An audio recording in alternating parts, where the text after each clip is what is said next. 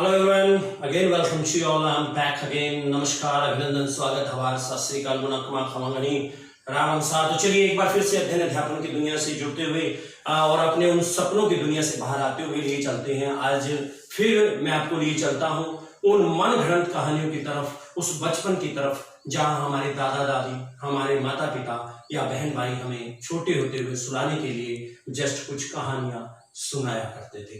कुछ कहानियां वो जो घटी हुई होती थी, जो अक्कड़ थी, और कुछ कहानियां जो वो बच्चे को बहलाने के लिए, उसको जस्ट एंटरटेन करने के लिए अपने दिमाग से बना करके सुनाया करते थे। तो बच्चे में यहाँ ये कहना चाहता हूं कि अगर आपकी क्रिएटिविटी अच्छी है, if you are a so creative mind, then you can also compose your own story.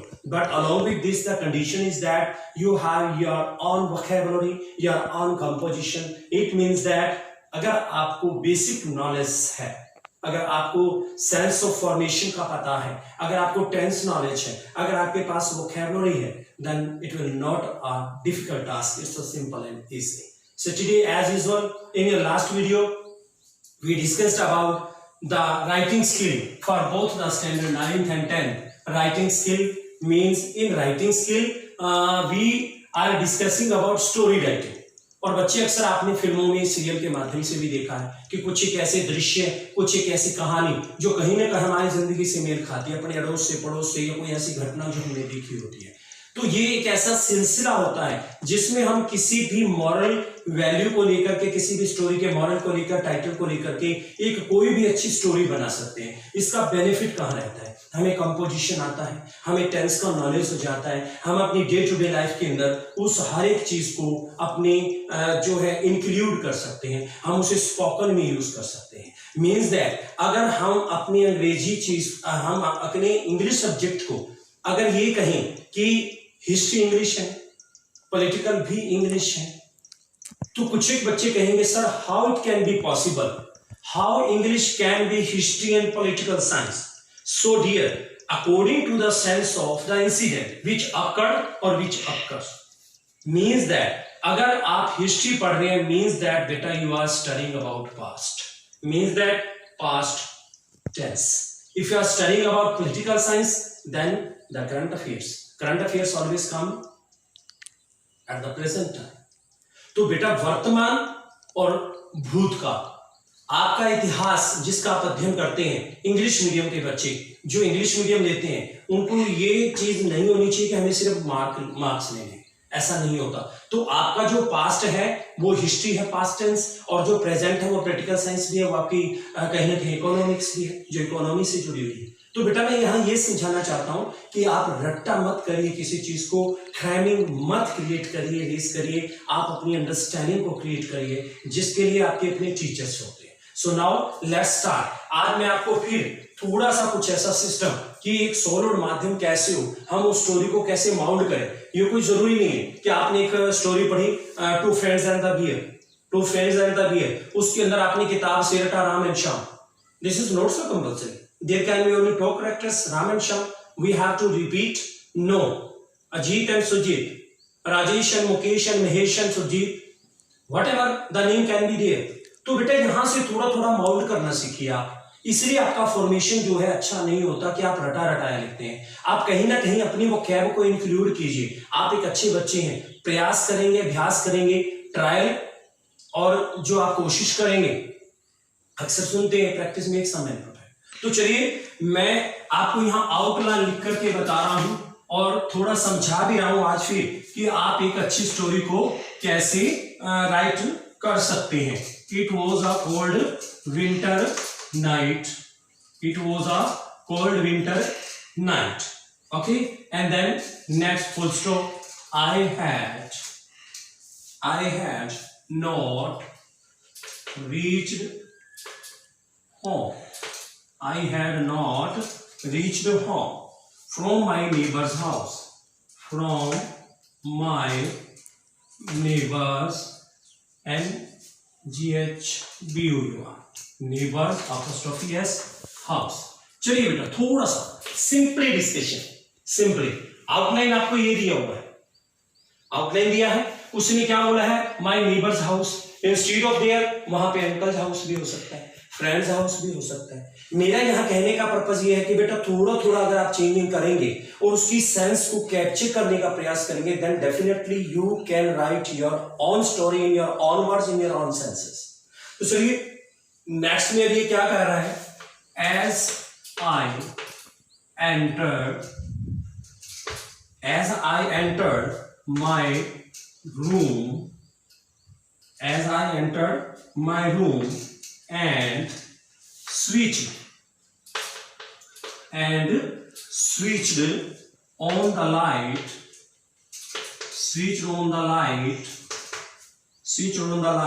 I felt the curtain. Now the question arises today, if I discuss about the vocabulary, then if here it is given curtain, and curtain have a variety. Curtain has a variety of synonyms. Blinds we can also use for the curtains, curtain and blinds. We can use the another word blinds, only a single word, but a variety of words are there. तो यहाँ पर हम vocab को एक interest create कर करके cover भी कह सकते हैं, ब्लाइंड्स भी कह सकते हैं। तो ये चीज उसके अंदर आ जाएगी फिर कि हमने अपनी वोकैबुलरी को कैसे इंप्लीमेंट करना। Curtain of the window moving, curtain of the window moving, I was almost frozen, I was almost frozen, I was almost frozen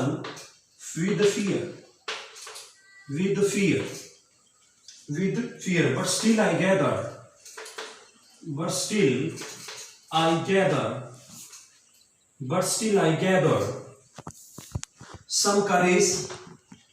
some courage and moved towards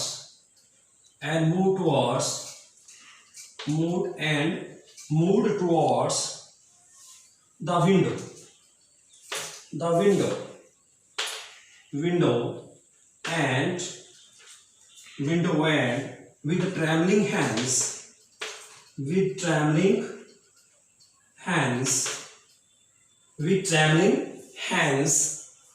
pushed the curtain aside,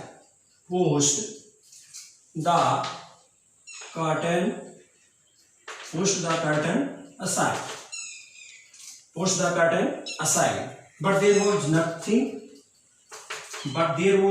behind it. There was nothing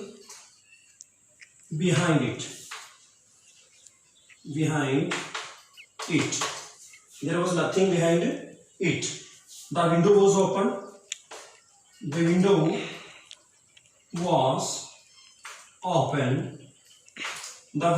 open.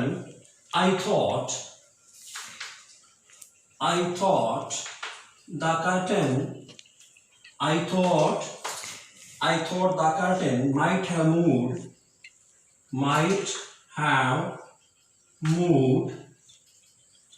have moved due to wind.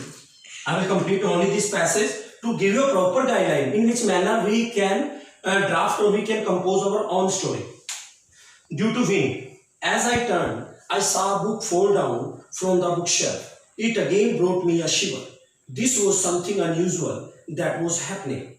As I moved ahead, I saw a black shadow move under my bed. I didn't have courage to bend down and look under the bed. I ran towards the door and opened it. I shouted for my mother, but just then a car ran out of the door. Oh, so it was a cat which had been frightening me. I laughed at myself. Just then, my mother came and smiled when she saw me laughing without an apparent cause. When I told her the entire incident, she too had a great laugh. Main student, मैं आपको एक बात बता, बिल्कुल normal way की आप अपनी वो कैब को समन अप कीजिए, इकट्ठा कीजिए, आप अपनी टेंसेस की सेंस को समझिए, आप उसके अंदर क्या फॉर्मेशन कि प्रेजेंट में हम क्या क्या टेंसेस कितने टाइप्स में है, किस सिचुएशन के लिए कौन सा यूज होता है, पास्ट में कितने हैं, किस सिचुएशन के लिए कौन सा यूज होता है। बेटा आज मैं आपको सिर्फ और सिर्फ इसलिए ये चीज दोबारा से रिपीट कर रहा हूं कि आप नए हैं, some of the students are new in this period, how to compose, क्योंकि 8 तक बेटा ऐसा होता है, ऑलमोस्ट होता है कि आपको मैसेज ये आएगा, आपका नोटिस ये आएगा, आपको बता दिया जाता है। बट 9 अबव क्लासेस के अंदर जब आप 8th ऑनवर्ड हो जाते हैं तो आपको कहीं ना कहीं वो कंपोजिशन खुद करना पड़ता है। सीबीएसई ऑनरेबल सीबीएसई बोर्ड का पैटर्न है आपको ज्यादा से ज्यादा जो है इंफॉर्मेशन कलेक्ट करवाना, आपकी नॉलेज को इनहेंस करना, इनरिच करना, और सेक्टर की तरह नहीं है कि आपको रटा रटाया लिखवाना होता है। चलिए मैं अब आपको बताता हूं कि स्टोरी में ऑलमोस्ट अगर आप ऑब्जर्व करें तो क्या चीज रहेगी।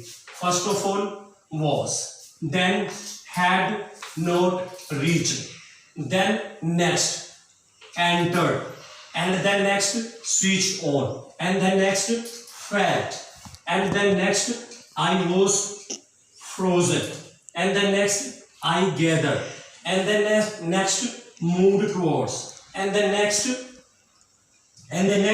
pushed, and then next was, and then next again was, and then next thought, curtain might have moved। बच्चे ये जो मैंने सारी चीजें आपको बताई हैं आपका एक कंफर्टेबल सिस्टम करने के लिए कि आप ये मत सोचिए take the grammar portion seriously. आप क्या करते हैं, 5th में इंग्लिश सीखते हैं, आप लोग 5th में इंग्लिश सीखते हैं, 4th में सीखते हैं, आप क्या सोचते हैं बेटा कि आपका आगे ये तो कुछ भी नहीं आना, टेंसेस कौन पूछता है, who will ask you about tenses, but here it is the sense of the tenses।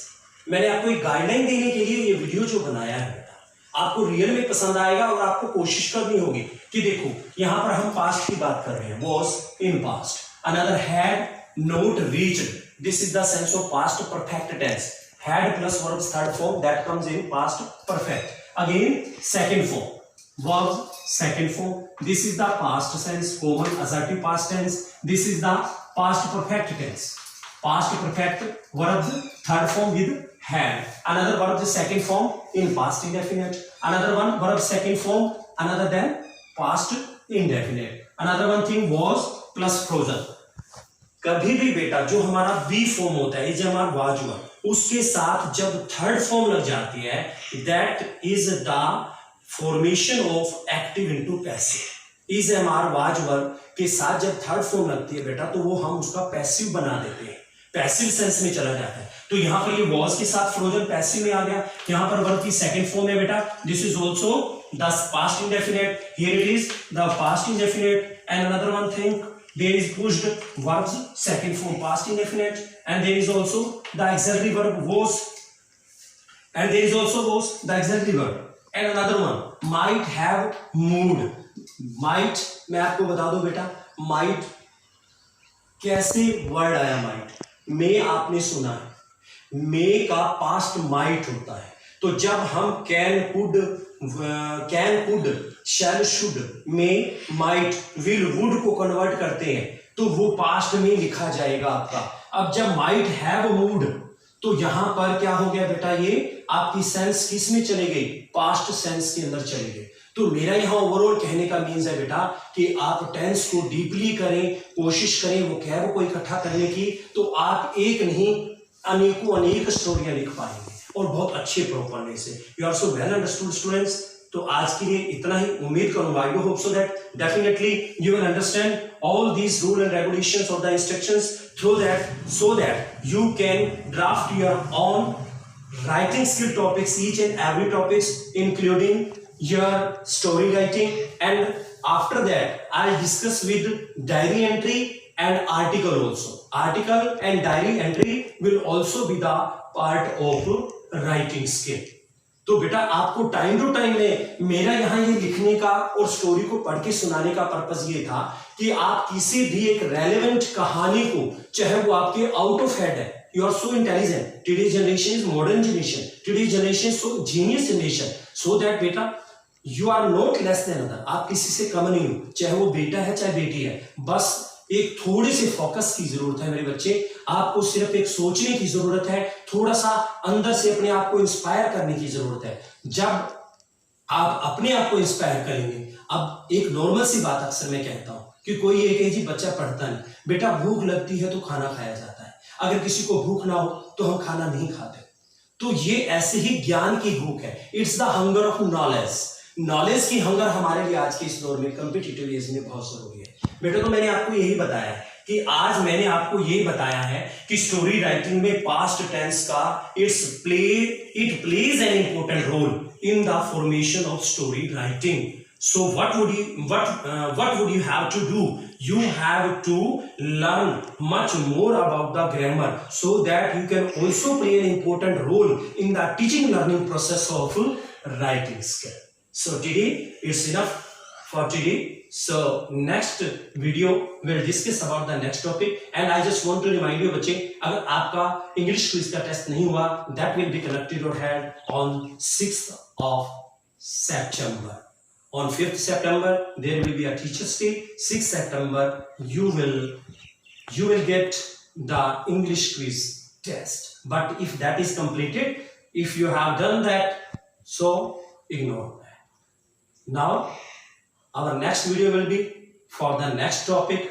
I do hope so that you will try your level best, including I also try my level best. Thank you very much. Till then, God bless you all.